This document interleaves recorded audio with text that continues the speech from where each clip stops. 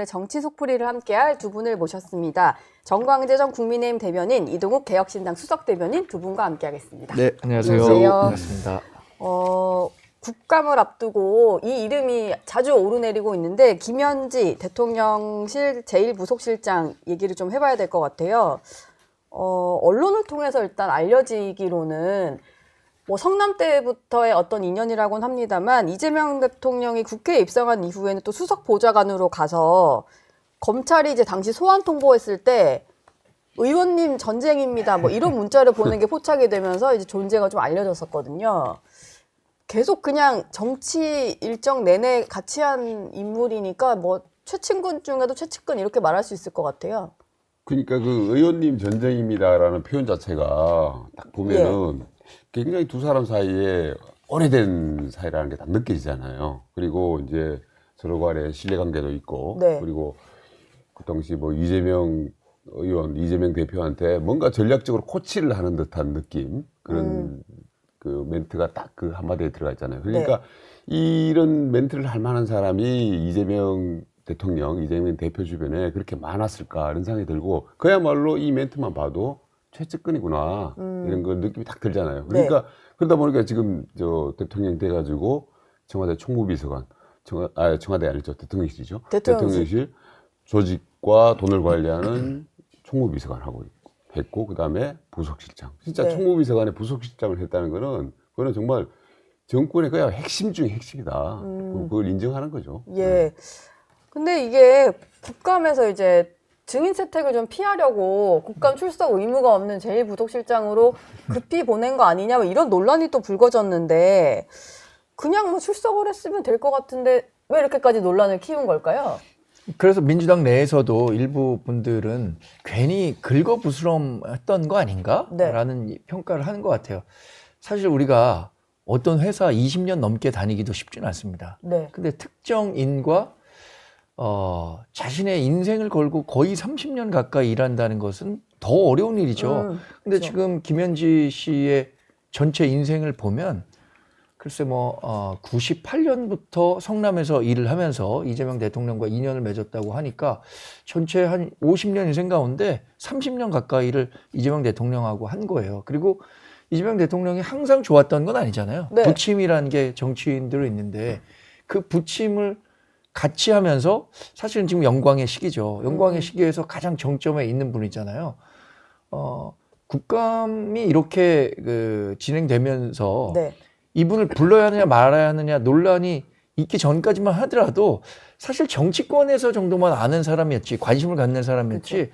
이분에 대해서 이렇게 관심 갖는 사람은 없었는데 이번에는 온 국민이 김현지라는 이름을 다 알게 이분의 됐으니까. 그 얘기할 때 이제 뭐 애지중지 현지 또는 절대존엄 현지 이런 식의 수식어가 붙는 거잖아요. 그리고 더 나아가서 저는 이재명 대통령도 굉장히 부담스러울 것 같아요.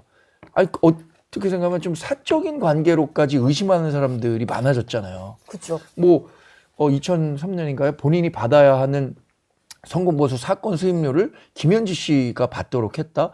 이거는 제가 그 법조인들 많이 아는데 이런 식으로 자기의 성공 보수까지 특정인에게 몰아준 경우 그거 못 봤거든요. 그러니까 불필요한 오해들을 본인들 스스로 만들고 있는 거 아닌가? 민주당 스스로 이걸 자초한 거 아닌가라고 해석해 볼 수밖에 없겠어요. 뭐 신뢰관계가 깊고 좀 오래 함께 일을 한 참모인데 괜한 오해까지도 불러일으키는 뭐 그런 상황이 된 것 같아요.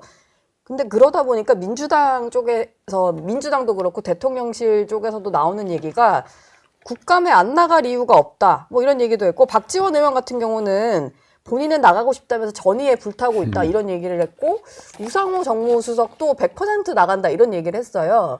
이게 진짜 나가겠다는 얘기일까요? 아니면 본인 의사가 있다 근데 민주당 차원에서는 좀 불출석으로 막아주겠다 뭐 이런 전략일까요? 그러니까 제가 이제 지난주에 이 자리에 나왔을 때 그때 이제 막 전날 그게 문제가 됐었던데, 운영위에서.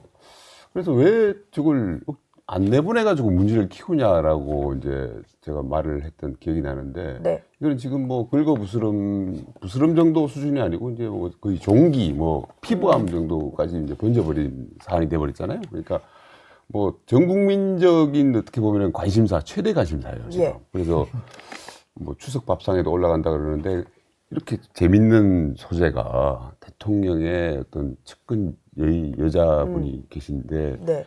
뭐 학력도 몰라, 뭐 베일에 고향도 감춰진. 몰라, 나이도 네. 몰라 이런 분이 또 있으니까 정말 재밌는 추석 특집 드라마 같아요. 그래서 하여튼 이 소재는 계속 돌고 돌면서 국민들 사이에서 운영이 국감이 아마 11월 달에 초에 하는 걸로 알고 있는데 네. 그때까지 계속 얘기가 나올 수밖에 없어요. 그러니까 이거는 빨리 정권 차원에서도 매듭을 지어줘야 돼요. 나갈 거다라고 해야 되는데 지금 여권에서 나오는 얘기를 보면은 뭐 박지원 의원이나 이런 분들은 뭐 나갈 거다라고 이제 말을 하고 우상호 정부수석도 그렇게 얘기를 하는데 또 다른 얘기도 있어요. 그러니까 조정식 의원 같은 경우에는 네. 굳이 나갈 이유가 없다. 그렇죠. 그런 얘기도 하고 하니까 이게 서로 의견이 좀 다른 것 같기도 하고 그리고 실제로는 내보내고 싶지 않은 속마음이 있는 거고 그러다 보니까 국회 가가지고 뭐 어떻게 하다 보면은 또 민주당에서 반대하고 해가지고 네. 안 나오게 되지 않겠나 뭐 이런 기대를 하는 것 같기도 하고요. 그냥 그래서. 이슈에서 좀 사라졌으면 하는 바람이 좀 있겠죠. 그런데 이거 그냥 여권에서는. 놔두면요 계속 이게 확산되고 굉장히 이 관심 있는 국민들의 관심사가 높고 그런 아주 휘발성 높은 소재이기 때문에 빨리 네. 좀 매듭을 지어줘야 된다고 저는 생각을 합니다. 지금 뭐 국민의힘 같은 경우는 김현지 부속실장의 어떤 이력이 너무 감춰져 있다 이런 의혹을 좀 제기를 하시던데 어제 잠깐 나왔던 얘기는 이제 김현지 실장이 총무비서관 할 때도 인사수석은 그 당시 없었지만 인사에 다 관여를 했다. 그래서 차관급인 산림청장까지 본인의 뭐 은사를 임명을 했다. 뭐 이런 주장이 나왔었는데 일단 산림청도 반박을 했고 대통령실도 부인을 한 상황인데 처음 그 의혹을 제기했던 김장겸 의원 같은 경우는 여전히 김인호 산림청장과 김현지 부속실장이 성남의제 20일 여기서 함께 활동을 한 인연 때문에 임명한 거다. 또 다른 의혹을 또 제기하셨더라고요. 그러니까 뭐 사제지간은 아니었던 것 같아요. 네. 왜냐하면 거의 믿을 만한 소식통들의 의견을 종합해 보면 이분은 상명여대를 졸업한 걸로 보여요. 김현지 학번은 실장이요? 네, 학번은 뭐 93학번 정도 되는 것 같습니다. 네. 광주 출신이라는 것 같고. 그래서 김장겸 의원이 얘기했었던 신구대 출신이다. 이거는 그 사실이 아닌 것으로 봐야 될 것 같은데 그 산림청장을 맡고 있는 김인호 산림청장과는 인연은 있습니다. 네. 성남의제 21이라는 곳에서 사무국장으로 있었었고 정책위원장으로 있었으니까 두 분이 인연이 있는 거죠. 그러면 그 인연을 바탕으로 왜 갔을까라고 의심해 볼 수 있을 것 같아요. 네.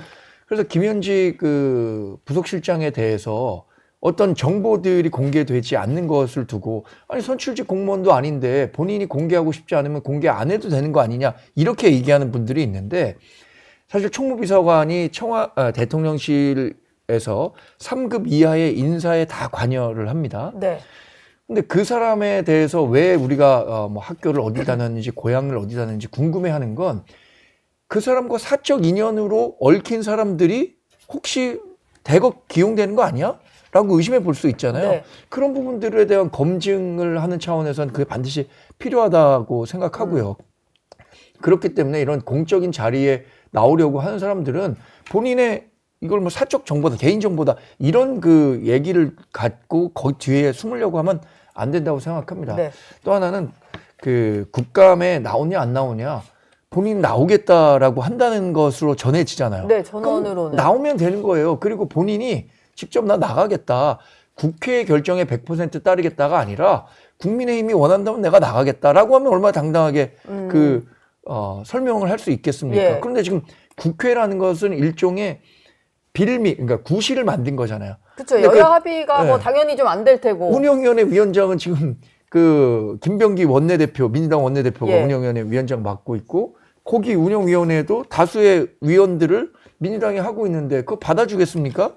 그러니까 지금 안 나가려고 하는 빌드업의 구실을 국회에서 부르면 가겠다라고 하는 거죠. 이게 저는 이 사건 보면서 이런 예. 생각이 들 텐데, 그러니까 김현지 씨가 정말 최측근이잖아요, 이재명 대통령의. 그런데 물론 이제 김용, 정진상 이런 분들도 있는데 그런 분들의 특징이 그야말로 잘 알려지지 않은 사람들, 그야말로 누군지도 모르는 이력이 사람들. 알려지지 예, 않은. 그런 사람들이고 그러니까 여권 전체로 봤을 때도 비주류 중에 비주류, 네. 뭔가 좀 마이너리티 느낌이 있는 그런 분들이잖아요. 그러다 보니까 이 이재명 대통령이 정말 2018년까지도 이제 성남시장을 하셨어요. 그러다가 그 이후에 몇 년 사이에 뭐 경기지사 하시고 의원 되고 여당 대표 되면서 대통령이 됐는데 정말 어렵게 정말 비주류 사단을 이끌고 대통령이 됐구나라는 걸 알게 되고 네. 그러면서 그야말로 여권 내에서 이재명 대통령에 대해서 뭐랄까요 좀 저 사람은 육두품이야 선골진골 아니야 이런 분위기가 있었잖아요. 그래서 그러면서 지금 어떤 일이 벌어졌냐면은 여권 내에서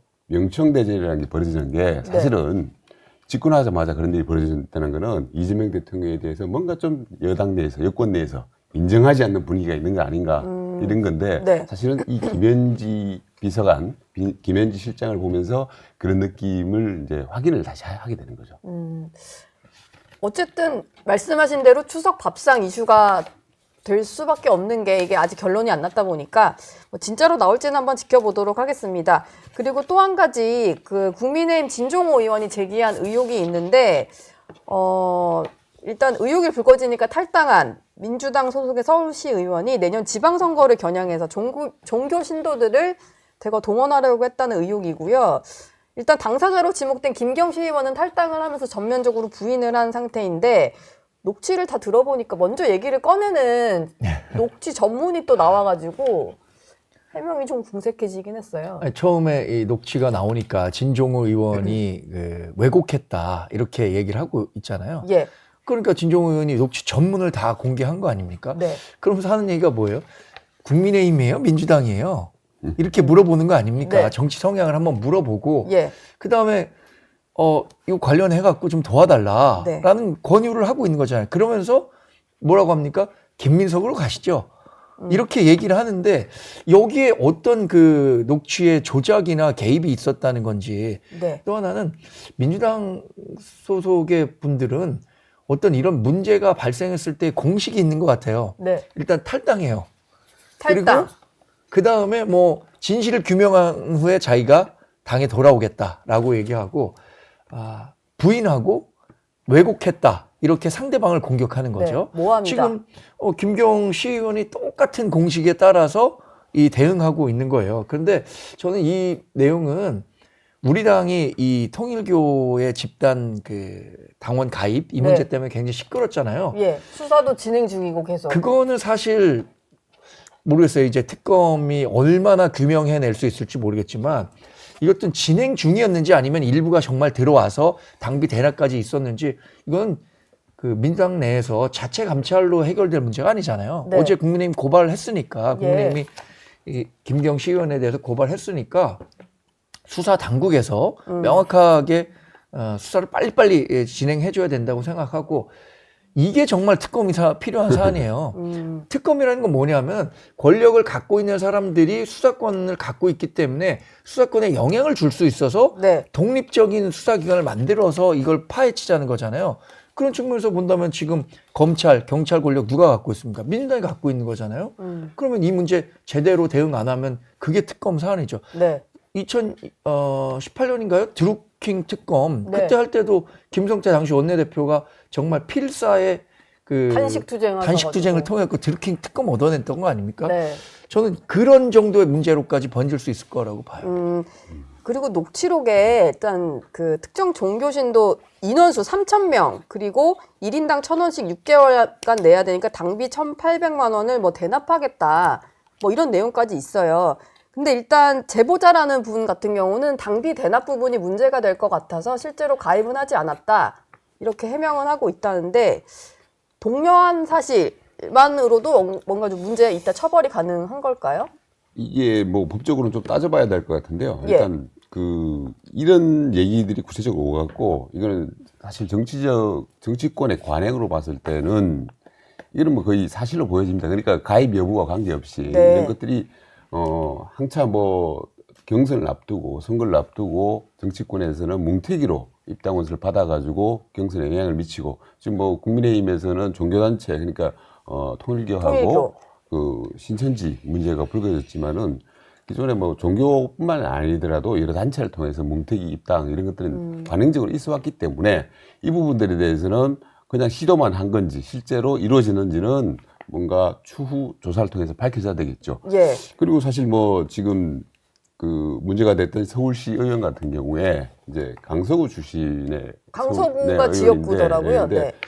이번에 이제 지방선거를 앞두고 옆으로 지역구를 살짝 옮겨가지고 아마 영등포 구청장을 노리고 있었다는 얘기가 있더라고요. 아, 정치권에서 그런 네, 얘기가 예, 도는군요. 그러니까 영등포구 같은 경우에는 이제 김민석 의원 지역구잖아요. 네. 김민석 총리. 그러다 보니까 아마 이 김민석 총리를 뭔가 도우면서 네. 이런 걸 갖다가 자기도 구청장도 하고 그리고 김민석 총리는 서울시장 후보로 내세워서 뭘 하려고 하는 그런 기획 생각을 가지고 이런 일이 벌어지지 않았나. 이거는 뭐 확인을 해봐야 되는 문제인데 그런 생각도 충분히 할 수가 있잖아요.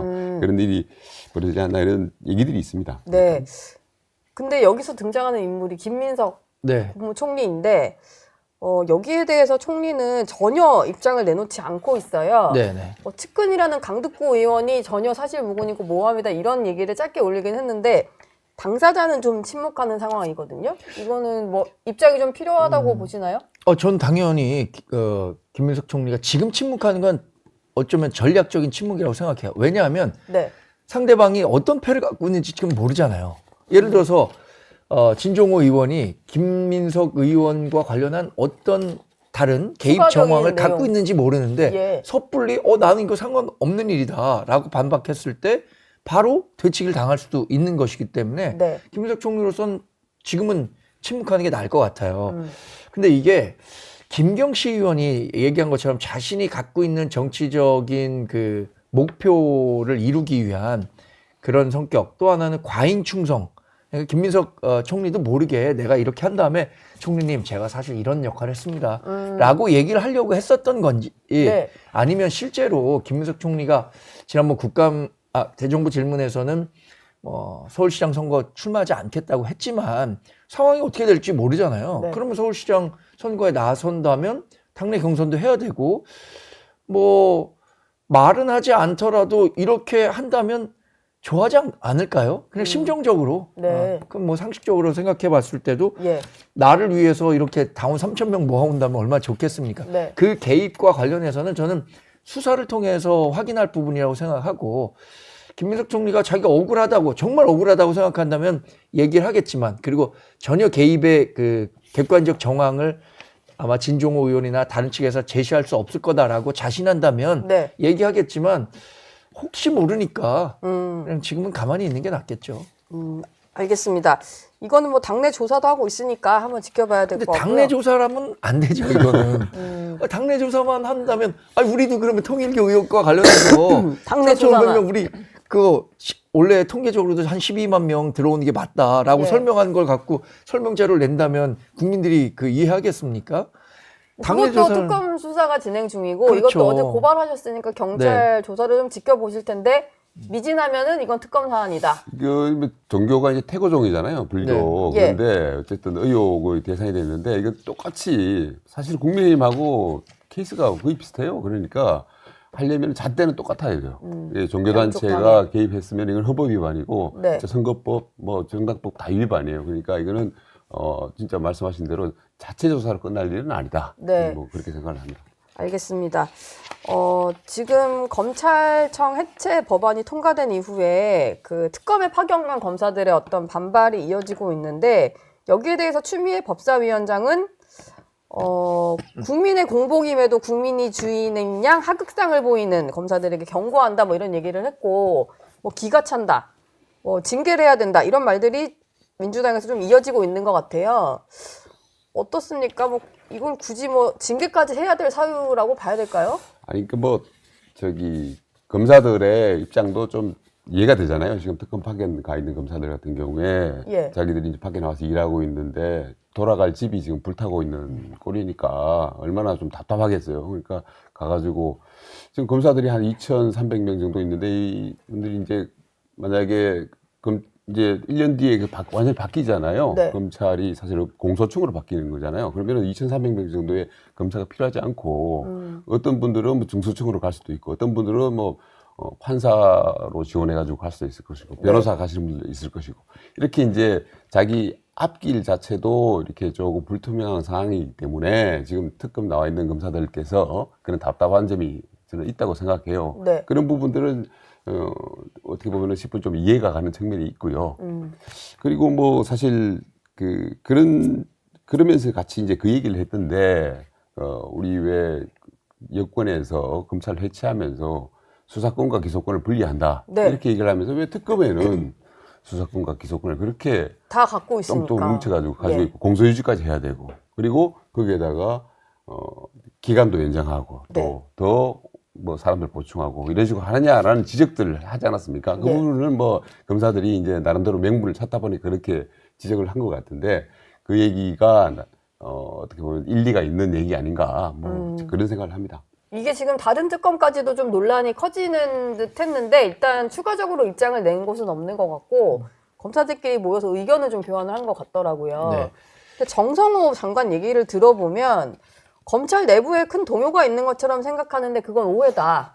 사실과 다르다. 실제로는 동요가 크지 않다. 뭐 이런 식으로 얘기를 해요.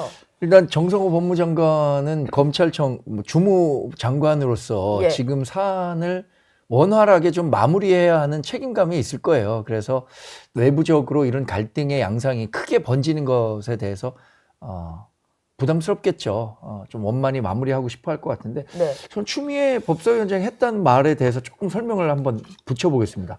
국민의 공복이에요. 네. 검찰 국민의 공복이죠. 국민의 주인이냐 하극상을 보였다고 하는데 좀 반대로 생각합니다. 국민이 이렇게 위험해질 수 있기 때문에 국민의 공복으로서 경고음을 계속 내고 있는 거예요. 우리가 요새는 뭐 강아지들 다 집에서 키우지만 옛날에 강아지 개 왜 길렀습니까? 외부에 적이 침입하거나 위험 요인이 있을 때 짖으라고 강아지 네. 또 개 길렀던 거 아니에요? 네. 지금 검찰도 그 국민의 공복으로서 국민이 이런 검찰 개혁을 통해서 상당히 어려운 상황, 위기에 처할 수 있다라는 점을 그 경고하기 위해서 그 경고음을 냈다고 생각하거든요. 지금 검찰들이 아마 자기 존재 부정을 당하는다는 차원에서 굉장히 어려울 거예요. 그리고 이런 성명을 냈었을 때, 야, 자기 밥그릇 지키려고 저렇게 열심히 하는구나라는 비판을 받을 수 있다라는 것을 이 성명을 내는 40여 명의 검사들이 몰랐었던 건 아닐 겁니다. 네. 근데 그럼에도 불구하고 본인들이 내야 할 목소리가 있다고 생각했기 때문에 이거 냈다고 보거든요. 근데 그것을 단순한 뭐 투정과 밥그릇 지키기로 폄하하는 민주당의 문제가 오히려 더 크다고 생각합니다. 어제는 뭐 직접 특검 사무실 찾아가가지고 항의까지 했잖아요. 이거 관련해서. 그러니까 뭐 여당 쪽에서 이제 강하게 초기에 이제 진화를 하려고 생각을 하는 것 같아요. 네. 검사들이 또 이제 특검을 중심으로 해서 반발을 하기 시작하면은 전체 검사들이 또 반발할 수 있으니까. 그리고 또 당장 특검 수사도 지연이 되거나 약간 차질을 빚을 수가 있고. 그렇죠. 그러니까 예. 이제 사실은 검찰에 어떻게 보면은 이제 뭐 악마화 시키고 뭐 악의 축이다 뭐 이런 표현까지 하던데 검찰의 업보는 맞아요. 업보는 맞고 그래서 그러다 보니까 검찰이 해체가 되는 결과로까지 뭐 이어지고 있는 것 같은데 네. 그럼에도 불구하고 지금 여권에서 추진하고 있는 검찰 개혁이라는 게 그 이유를 좀 생각하지 않고 일단 질러보자 이런 식으로 벌어진 것은 뭐 지적을 하지 않을 수 없을 것 같아요. 네. 그러니까 뭔가 그 검찰 개혁이라는 걸 하고 나서 그 다음에 도대체 어떻게 할 건지. 그러니까 그 다음에 뭐 여러 실무적인 얘기들이 많습니다. 보안 수사권 문제도 해결을 해야 되고 네. 그리고 뭐 정권 송치라 그래가지고 모든 걸 갖다 그전에는 다 송치를 하다가 문재인 정부 들어와가지고는 경찰에서 수사 종결을 해버리는 그런 사안들이 있는데 다시 정권 송치를 해야 된다라는 게 이제 검찰 측의 요구인데 네. 그런 부분들을 어떻게 할 건지 이런 부분들에 대한 합의랄까요? 이런 것들이 논의가 안 된 상황이기 때문에 계속 1년 동안 계속 그 논란이 이어질 수밖에 없어요. 그런데 지금 그 뒤 일을 갖다가 생각을 안 하고 여권에서 너무 일단 지지층의 요구에 따라서 네. 검찰 이놈들 없애버리자, 죽여버리자. 예. 그래서 그 기획신당 이준석 대표가 그 주라기 공원에 나오는 뭐 뭔가요 공룡의 예를 들었던데, 그러니까 완전 그 먹으려고 살생하는 게 아니고 일단 스포츠처럼 일단 네, 죽이는 게 스포츠처럼. 목표인, 죽이는 네. 게 목표인, 검찰 죽이기가 일단 목표인 상황. 그래서 그 뒷일을 생각하는 그런 일들이 벌어지지 않았나 이런 걱정은 하지 않을 수가 없습니다. 그러니까 계속 논란이 커지지 않도록 하는데 또 여당이 또 그러다 보니까 뭐 경고 메시지도 강하게 내고 징계해야 된다 뭐 이런 얘기도 나오는 것 같아요. 근데 징계를 감수하고 이런 목소리 내지 않았을까요? 그렇겠죠. 예. 40여 명이 만약에 이걸 갖고 징계를 한다라고 했으면 징계를 감수하고라도 본인들이 해야 할 일이 있다고 생각했기 때문에 네. 이런 목소리를 냈다고 생각하고요. 민주당의 검찰 개혁, 검찰 개편이라는 것은 굉장히 거칠고 감정적이에요. 네. 뭐 말씀하신 것처럼 검찰을 바꿔야겠다라는 인식을 왜 갖고 있었느냐?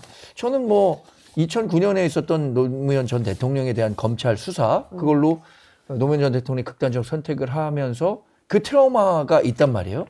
그 이후에 그동안 검찰의 그 폐해를 얘기할 때 민주당 얘기하는 게 뭐 송영길이라든가 문재인 전 대통령이라든가 이재명 뭐 대통령 이런 분들이 그 검찰의 피해자다 네. 이렇게 얘기를 하는데 앞으로 이 검찰 개혁을 통해서 국민의 삶이 어떻게 좋아진다, 얼마나 좋아진다라는 구체적인 설명은 없고 이런 그 정치 검찰에 의해서 본인들 그 피해 입었던 것만 얘기하고 있거든요. 네. 이러면 민주당 지지했던 분, 또 이재명 대통령 찍었던 분, 뭐 그게 한 49% 되는 거 아닙니까? 지금 국정 지지율 뭐 50% 조금 넘는 것 같은데 그분들은 이해할 수 있을지 모르겠지만 네. 나머지 절반의 사람들은 지금 민주당이 추진하는 검찰 개혁에 대해서 네. 수긍하기 어려울 것 같아요. 그리고 이 1년 동안 저는 정말로 수많은 부작용들이 속출할 거라고 생각합니다. 이 1년 동안 발생하는 부작용들에 대해서 민주당이 어떻게 정치적 책임을 져야 될까 예. 이런 부분도 아마 고민 안 할 수 없을 것 같아요. 그러니까 일단 폐지 다음이 없는 그런 전략이었다라는 생각이 좀 들고 이 얘기 좀 여쭤보고 싶은데요.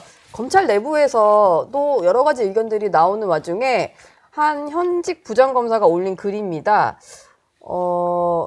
일단 장관을 향해서 쓴 글이고 악의 축인 검사들을 일선으로 복귀시켜라. 이제 파견 검사들 복귀시켜라 이거고 이문정 서울 동부지검장만이 특검에 파견을 가서 수사할 자격이 있을 거다라는 글을 올렸는데 이게 임지검장 같은 경우는 지금 검찰 폐지에 엄청나게 찬성론자다 보니까 이걸 애둘러서 좀 저격을 한 것 같아요. 이문정 그 지검장이 사실은 그 정성호 법무부 장관에 대해 가지고 그런 얘기를 한 적이 있지 않습니까? 검찰개혁 오적 이러면서 얘기를 하면서 네.